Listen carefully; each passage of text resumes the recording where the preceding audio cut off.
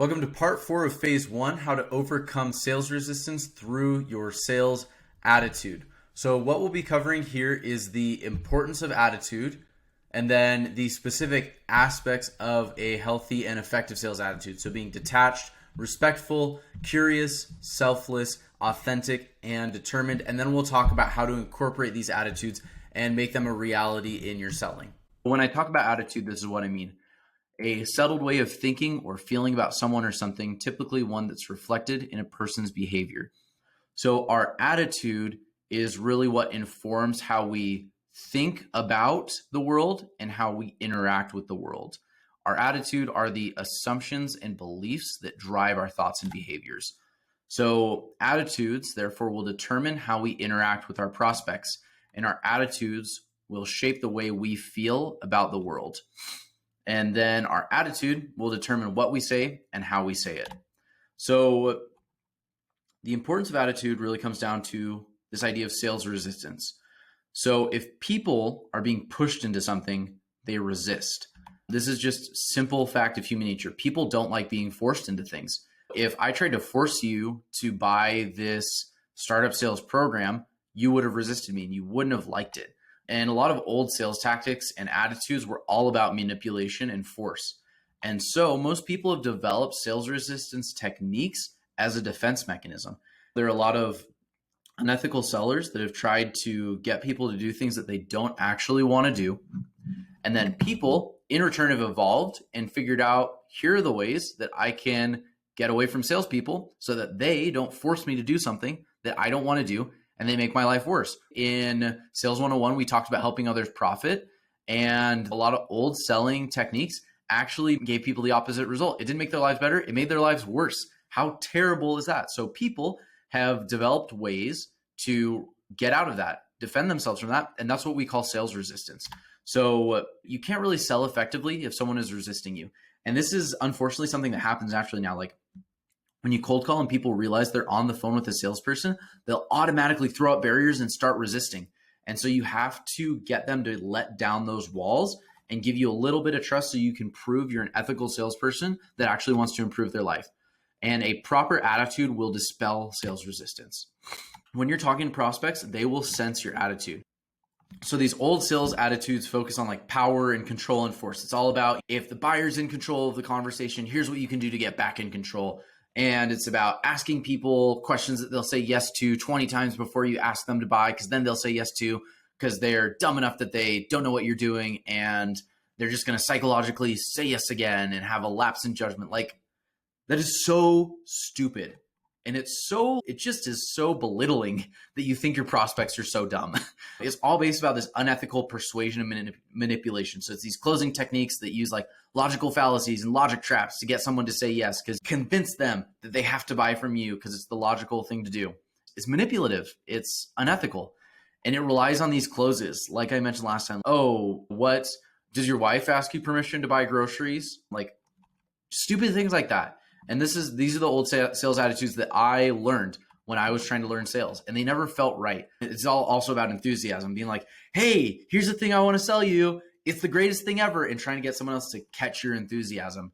And whenever prospects see these things, it's an automatic turnoff. They automatically shut down and they say, I don't trust you. I can't trust you. You're going to try to get me to do something that's going to make my life worse. And so when prospects sense they'll sense these attitudes in salespeople and they shut down. And it actually hurts these people that use these techniques more than it helps them. But with the right attitudes, sales resistance is eliminated. And these are the right attitudes. It's when we're detached from the outcomes, when we're respectful of the other person, when we're curious about their world, when we're selfless. So when we're not really self-interested, when we're more interested in their life and helping them, when we're authentic and we're transparent, and then also when we're determined. Attitude is important in sales because it influences our buyers' openness. And ineffective attitudes make buyers close up, and effective attitudes make buyers open up. And having open buyers is absolutely crucial when we're making sales. So let's get into the first aspect of this effective sales attitude, this healthy sales attitude, is being detached. So the opposite of being detached is deeply caring. When salespeople deeply care about making a sale, they act different. Josh Braun calls this commission breath. The prospects will sell your commission breath because they know you're just trying to get a commission out of them.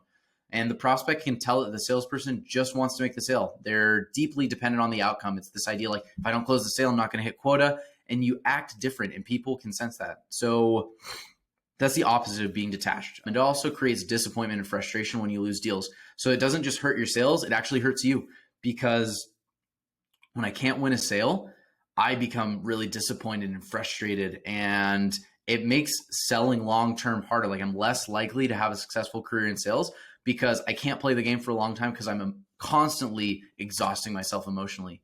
And so if you're deeply attached to winning any deal, you trigger sales resistance and you make it harder for you to sell long-term by burning yourself out emotionally. So being detached doesn't mean that you don't care at all. That's not what I mean by being detached. It means that you're okay with whatever happens. It's that you trust that what needs to happen will happen and that you're going to be okay. And you accept that you can't control others. I recognize that I can't force my buyer into something. I'm going to do my best to show them value, and then I'm going to let them make a decision, and I'm going to be okay with that. A salesperson that's detached has enough pipeline that no singular deal is monumentally important. And then being detached means that if someone says no, you let it go and you can just focus on the next prospect. You don't need anyone to say yes. So when a salesperson is attached, they focus on themselves. They don't communicate value. They don't actually focus on helping others profit. And then the prospects have no reason to buy without seeing value, seeing that buying from you is actually going to increase their well-being. And then when prospects sense that you're detached, that you're okay with whatever they do, they actually open up because they can trust you and they feel safe. You're not trying to push them into something, so that helps them feel safe and open. And you're more focused on them, so you can actually communicate value better. And when you're focused on them, you can communicate value better. You're gonna make more sales. So a detached salesperson is emotionally the same, whether they win or lose a deal. And a detached salesperson does not get emotionally invested in the thought of winning deals. All right, so the next aspect of the effective or healthy sales attitude is being respectful. So being disrespectful in sales means we don't treat the prospect like an equal. And this can come in many forms, like talking down to them, interrupting them, spamming them, trying to corner them into yes or not accepting a no. And when people feel disrespected, they'll feel offended and they close up. They don't want to work with you. People don't work with people that offend them.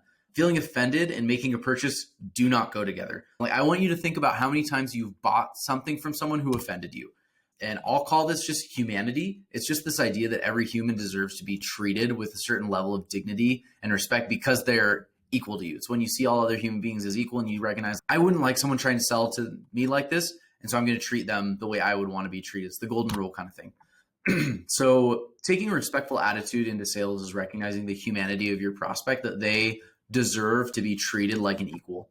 And we acknowledge that they're free to do whatever they want and they don't owe us anything. We let them say yes or no on their own accord, and we decide that honoring that person's innate value is more important than making a sale.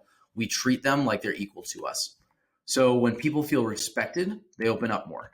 Sales resistance goes away. And disrespectful sales makes people feel cornered, makes them feel unsafe and offended, and they'll shut down. Respectful sales, on the other hand, makes people feel free. So more people will opt out when you're respectful. That's just true. But you'll end up spending your time with people who are actually interested. When you're not respectful, you end up wasting a lot of time on prospects who aren't actually interested, and you're trying to get them to do things that they don't want to do. But when you open up and you decide that you're going to be respectful of people, not try to force them into things, you have more time to spend with people who are interested. So what this looks like, a respectful salesperson recognizes that the prospect is free to act however they want, and a respectful salesperson does not try to manipulate or put their own interests before a prospect's humanity. The next aspect of the healthy sales or effective sales attitude is being curious. So the opposite of curiosity in sales is being lazy and assumptive. Lazy and assumptive sales are transactional by nature. They don't demonstrate caring to prospects, and they're ineffective at communicating value because it's not specific enough. It's just like we talked about in Sales 101, pitching without discovery. So ingenuous curiosity is also dangerous. So if you try to sell me something before I feel you understand my situation, my sales resistance will kick in. If you start talking about how your product will help my life before you understand what I want to improve my life or how I want to improve my life, I'm going to start to resist you, and my sales resistance will kick in.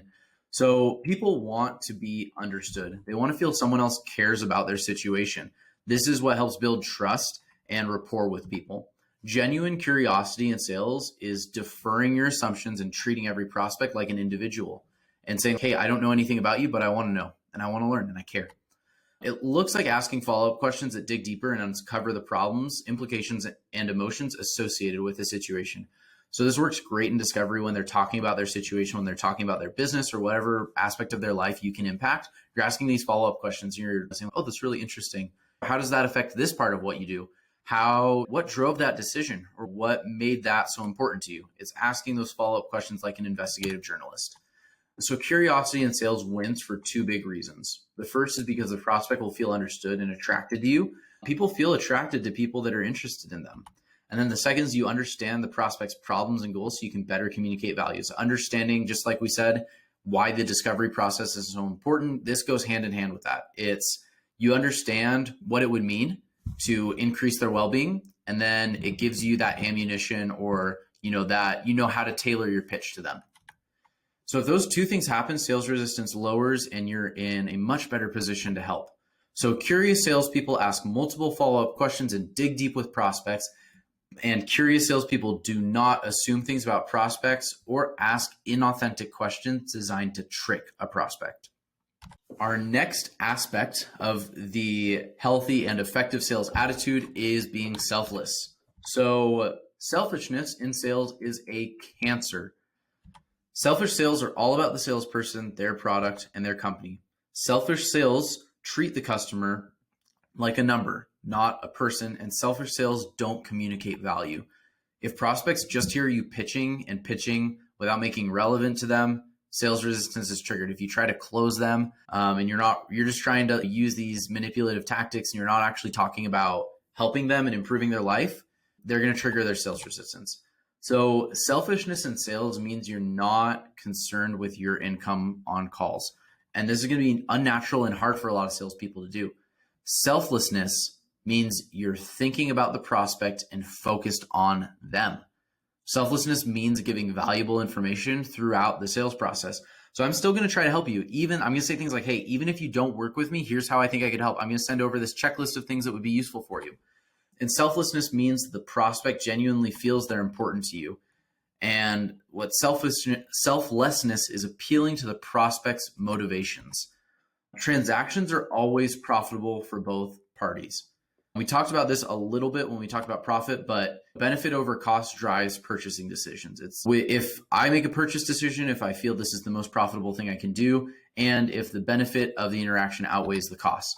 So if salespeople can pump up the benefit, really increase that benefit, they make more sales. So you increase that benefit by appealing to the prospect's motivations. You find out what they feel will make their life better and help them get that. So a lot of what we talked about in Sales 101, if you're selfless in the sales process, you don't talk about yourself, you don't talk about your company, you understand what they want, and then you go and you just talk about how what you do will help them, you're going to make more sales because you're going to increase that perceived benefit with them. And you put aside what you want and you help them get what they want. This is a key to selling. I really love Zig Ziglar's take on this. It's you can get whatever in life that you want if you just help enough other people get what they want. And that way, people are more likely to transact with you if you act selflessly. So selfless salespeople are focused on helping prospects get what they want, and they know what that is. And then selfless salespeople do not focus on what they can get or drone on about their product or company. So the next aspect of our healthy and effective sales attitude is authenticity or being authentic. So inauthentic sales is things like copying others. Inauthentic sales looks like trying to be something that you're not. When salespeople are inauthentic, the prospects can sense that dissonance. They can feel that conflict in the salesperson's voice and their demeanor. They have a little flashing red light in their head that says, this person doesn't fully believe what they're saying. Something's wrong here. You can't trust them. And that dissonance feels to them like dishonesty. They can't really tell. They say, this person doesn't really believe in what they're saying. They're acting inauthentically. I can sense it. And unless you're really good at pulling the wool over someone's eyes, you're going to run into this if you're not being authentic in sales. And that person is going to think that dissonance they sense is dishonesty. And you know what happens next?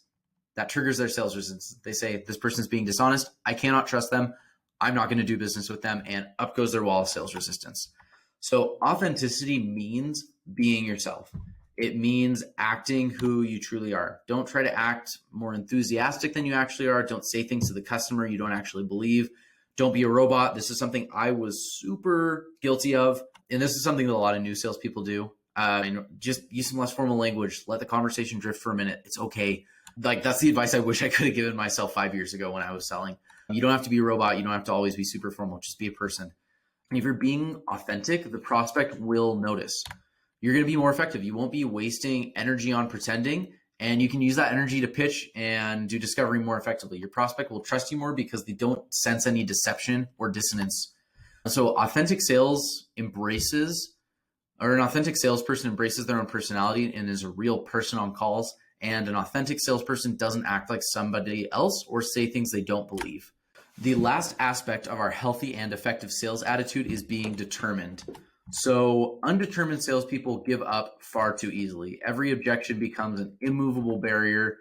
And this is all about a golden mean, the virtue between two vices. Going back to Aristotle, if salespeople aren't determined, they close less business.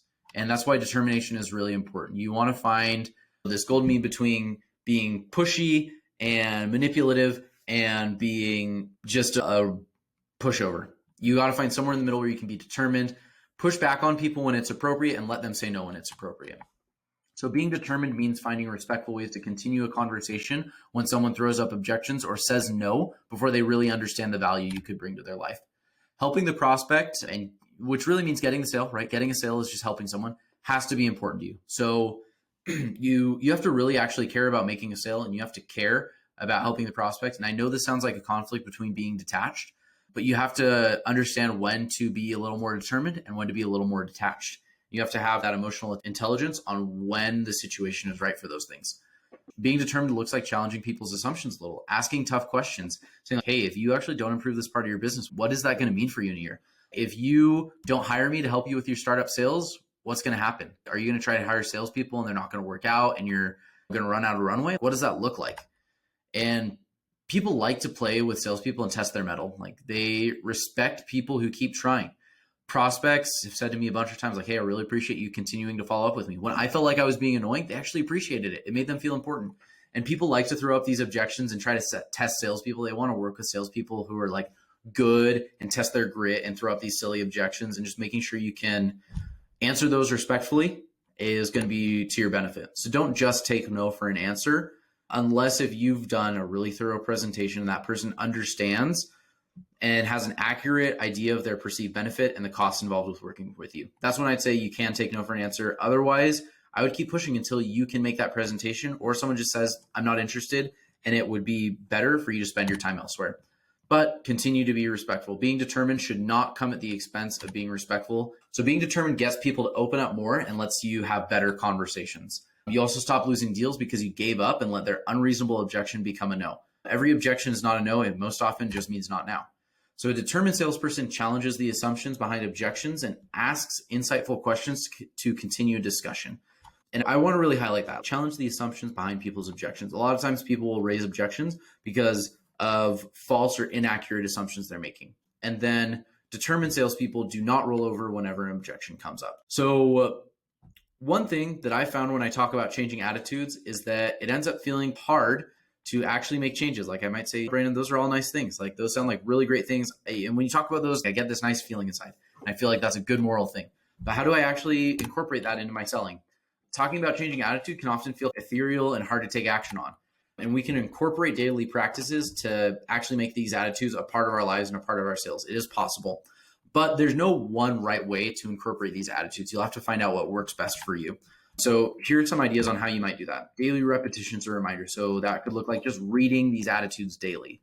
It could look like routine check-ins with yourself. So it might be a weekly or daily review after I've done my sales work. Like, how did I embody these attitudes? How did I actually come through on these? And do some self-evaluation. It might be affirmations saying, I'm respectful, I'm determined, I'm curious. It could look like mindfulness, just being aware of yourself more and being more aware of how you act. Or it could just be the knowledge of these things alone, and learning these things could be enough to change your behavior and your attitudes. You're going to have to determine which of these ideas or other ideas are going to work for you to make these changes. So now you know the importance of sales attitudes that can help you sidestep sales resistance, and you have ideas on how to adopt those. And that is the end of how to overcome sales resistance. Not sure there's really much I would change on this. I think that There was one thing that stood out to me here when I said that the old way of selling focused on enthusiasm. I still agree with that. I think that some people use the word enthusiasm, though, to mean conviction. And I think that conviction in your product is one of the most important things. I like Alex Hormozzi's quote that sales is a transference of belief. Part of that can come through enthusiasm, but that's cheap and fades quickly. What's really matters is conviction, because if you can get someone to feel your conviction, they remember that, right? People remember how we made them feel, not what we said to them. And so if you can make someone feel the conviction that your product is valuable and that it can change their life, that's really great for you. All right. And then if you want any extra help, come to revliftoff.com. That's REVLIFTOFF.com. Scroll down to this How I Can Help You section. Pretty soon, we're actually going to start getting into all the workbooks that I built for this course. You can grab them right here for just $35. They're going to make it really easy to implement everything I talk about. And then if you want to talk about your sales attitudes, if you want to have me listen to some call recordings and kind of judge those, identify things you can improve, come book a one-on-one session for 30 or 60 minutes. I'll be more than happy to help you out, and I will see you in our next video. Thanks.